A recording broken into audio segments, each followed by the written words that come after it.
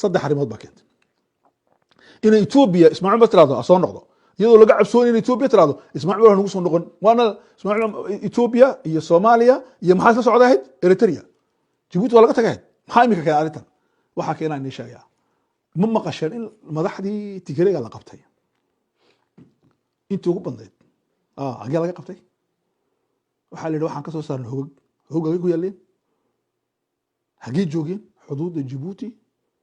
iyo Ethiopia raggaasi yaa basaasay oo sheegay meesha joogaan booliiska iyo ciidanka Djibouti arrinta ay shaqo haya Ismaaciil Cumar Geele way la soo hadleen Tigreegu waxay dhahay halka baan maraynaa waan baxaynaa dibadda waan lagu sugayaa halkaas isaguna wuxuu yiri rag halka bay soo socdaan ku qabta okay waa mid kooda isbeddelka waxa keenay waxaad aragteen laba yaro askar oo booliis oo bilad loogu tolayo yaa ugu tolaya General Zakariya iyagu maxay yihiin waa booliis hay ka shaqeynayaan qalaafi xuduuda waxa la socdaa xuduuda qalaafi joogeen Ethiopia dhulka canfarta xuduuda gobolka canfarta kilka canfarta iyo u dhaxay Djibouti labada nin markii la siinay bilada waxba lama siinay juudan shafaa laga dhigay sous-officier yaa laga dhigay markii la siinay xirada hage lagu siiyay waxa lagu siiyay xirada Zakariya laguma siin meesha booliiska nagar laguma siin halka baa la tagay waa ku taas isha ku hay arrinta labaad waxa la akhrinaa weeyaan arrinta labaad markii la sheegay maxay waxa la iyakoo qabtay shaqo qaran oo wadanka u muhiima laakiin maxay tahay lama sheegin shaqo qaran oo wadanka u muhiima ay qabteen General Zakariya uu siiyay darajada ma aha waxa siinay Cabdullaahi Cabdi ma aha Xasan Madoobe ma aha waxa siinay maartay Colonel Booliisa waxa siinay waa generalkii ciidanka dhan wasaaradda arrimaha dibadda gudaha weeyaan ciidanku booliisku tan waa wasaaradda arrimaha gaashaandhigga waraqadii isku laaqbay ujeedada laga leeyahay arrintani waxay ku xiran tahay 5 jeer buu ziyaartay labadii usbuuc saddex usbuuc ugu dambeysay Zakariya xuduuda dikhil buu tagay 5 jeer wuxuu ka doonay Zakariya wuxuu ziyaartay ciidamada 20 jeer in ka badan ciidamada la hadlay oo khubada u jeediyay imika maanta Zakariya maanta darat wale Zakariya wuxuu la hadlay ninka ciidanka Ethiopia haysto oo yimid Djibouti oo ma hadnaqay Zakariya sida loo baabiyay ciidamadii Tigreega iyo sida ay Djibouti uga qayb gashay arrintaas oo muhiim marka Ethiopia Abiy Ahmed wuxuu soo daray islaantii wadanka xukuumaysa madaxweynaha ee iska day madaxweynaha Ethiopia xamayna wuxuu Ismaaciil Cumar tag laba shay u sheeg ko boorka Djibouti ana kaale hadda sida uu dhaqmo wadid madaxweyne ma noqonaysid haye arrin labaadna u sheeg Tigreega haddaad ka hadhi wadid dagaha ku qarxay wuxuu yiri aamanna bi rabbi Harun Musa arrinta waa iska dhiibay khalaas way ku noqotay waxa ninkii uu isdhiibay boorkiina waa la geeyay anaka gacanta ku hayna ka tajoora iyo ka Djibouti ba in ka badan Shiinaha iyo Imaaraadka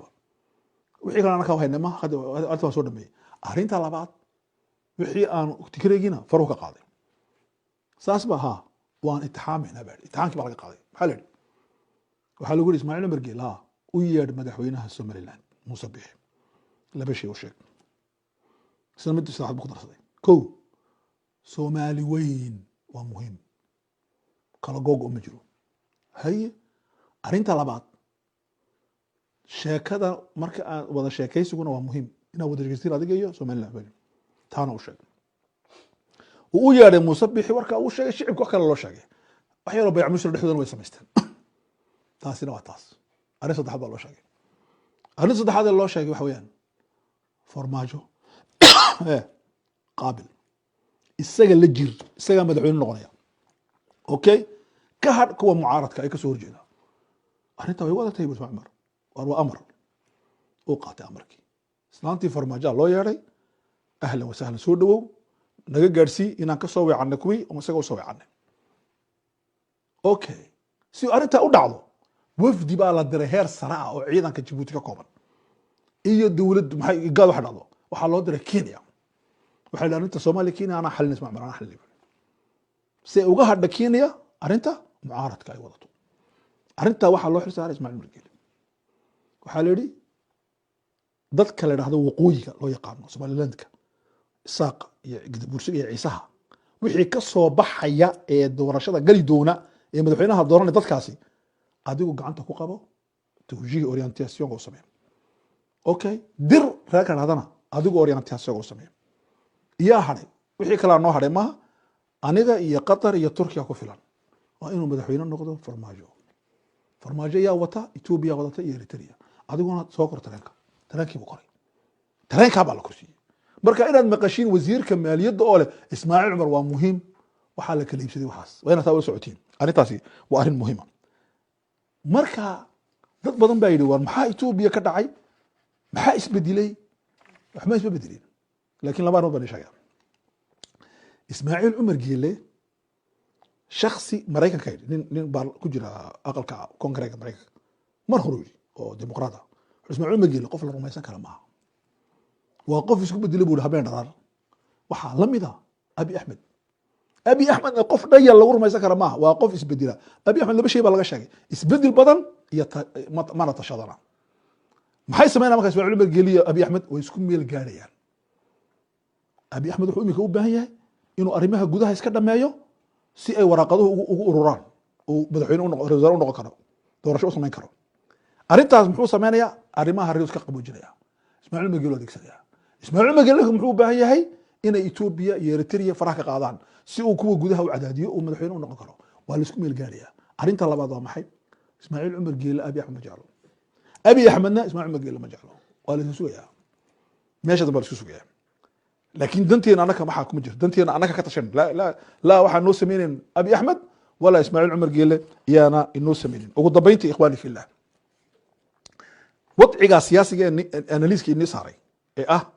maxaa keenay wasiirka inuu hadlo wasiirku markii dambe su'aal baa la weydiiyay waxa lagu yiri mucaaradka Djibouti burburinay maxaad kula talinaysaa wuxuu ka arinta ka weynaadaan mucaaradku Djibouti ma burburinayaan mucaaradku waxay sameynayaan wixii Ethiopia ka dhacay oo ahayd oo inuu adimka burburiseen taabu doonaya waxa dhacay Ethiopia dawladii Tigreega Ethiopia haysatay yariday shicibku ma burburiyeen way eriyeen anagu waxaan rabnaa inaan dictatorka erino waddanka ma burburino adigu maxad maanta wasiir ku tahay dimuqraadiyadii dhalataa wasiir maaliyad ku noqotay ilaa wasiir oo xoolaha loo dirtaa hayde minister adoo Soomaaliya maxaa ka dhigay isbedelkii dhaca ka dhigay Abi Ahmed maxaa madaxweyne ka dhigay isbedelkii baa ka dhigay rawaare ninka Ormo maxaa rawaare ka dhigay isbedelkii baa ka dhacay waxa keentay shicibkii Ormada ee kacay ummadii kacday kacitaanka waa ka faa'iido u leeyahay maxaa reeji buu toogana kicina iska fadhiya sheekayro kalena way jirtaan taasi ma ogi waxaa jirta in Harmuus jaga laga siiyay adiga shan wasiir oo kale madaxda Ethiopian in Harmuus aqal jagooyin laga siiyay nileena dhisayna waa ma hubo 100% ma taasi laakiin wax la sheegay taasina waxa ka jira saay noo sheegi doona arinta kale tadakhulka maxaa ku soo fargelay politikiga naka siyaasi Ethiopian ate Djibouti waxay dadku yeelayaan iya fargeli ka yidhahdeen anaku Ethiopia wax ka dhacay waan analyseynaa anaku siyaasi ma yahay maxaan aqoonyahan waan analyseeyaa laakiin uma doortay Ethiopia meesha marayso adiga yaa ka shicibka Djibouti u sheegay meesha marayaan yaa fargeli ka yidhahdeen Djibouti arinta kale yaabka badan la wax weeyaan adigu ma waxa tahay siyaasi ba tahay Ethiopiana mise siyaasi waxa tahay Djibouti haddaan Soomaalina hatri mimika Soomaali noqotay adigu wariyo haday Ethiopiana ya Soomaali oo dhan baa Djibouti xorriyada ka qayb gashay tiri Ethiopia kuma jirin Ethiopia ina xornimay doonin Soomaaliya ka qayb gashay Soomaali oo dhan maaha Soomaaliya ka qayb gashay laakiin Ethiopia ina gumaysi goos fadhin ambayaduna qaadatay doonis laakiin wadanka noo dhintay ee noo dagaalamay Soomaaliya waa amba waqooyi noqdo amba koonfur noqdo Soomaaliland noqdo waa khaldan tahay dan Soomaalina waa ka qayb galay ka qayb gashay goorma Ethiopia ka qayb galay in Djibouti xorowdo waa khubadii helisaasan hayno hadduu Francisco Djibouti ka kacayo hanoo soo cishaana ka lahayn helisaas ayuu ahaa boqorkii Ethiopia may Mengistu muxuu ahaa madaxweyne Ethiopia may muxuu madaxweyne Ethiopia Mengistu annaka hal Djibouti muxuu yiri kiimika hela Maryam ka tagay economic ma waan heshiinay mid baan noqonay politic ba noogu xigay istaraatiijiyadina waa saas inaan nigu biirna doonaysiin inaan niga mid noqonna doonaysiin marka annaka hanoo digteen hanoo yeedhin waxa sameeyno carrubanay ma ka yarnahay saada ma adana baraya kan ku wareystana waanaya adiga warka dhiibana waa waalan tahay waxaan arrimahaas reer Djibouti u talaa Djibouti arrimaha Djibouti waxa u yeedhin reer Djibouti waa dad qaan gaaray weeyaan oo ka maarmaya laakiin ninkani waddankiibuu gacanteena iga soo riday boorkiibuu ini siiyey dekadii wuxuu ini siiyey koorantadiibuu niga soo qaatay cuntadiibuu niga soo qaatay biyihiibuu niga soo qaatay ahlan wa sahlan waxaan noqonay maaragtay gobolka 11aad Ethiopia ilaa 9 bay ahayd waa tii iminka lagu daray qolo 10 bay noqdeen kii 11aad baan ku noqonay marka kilinka 11aad baan nahay Ismaaciil Umar Gelina waxa weeyaan waa maaragtay waa madaxweynaha kilinka 11aad marka saas rabtaan in madaxweyne ma rabtaan in madaxweyne waddanka ka noqdo marka arrimahaas waa saas ugu dambeyntii waxa weeyaan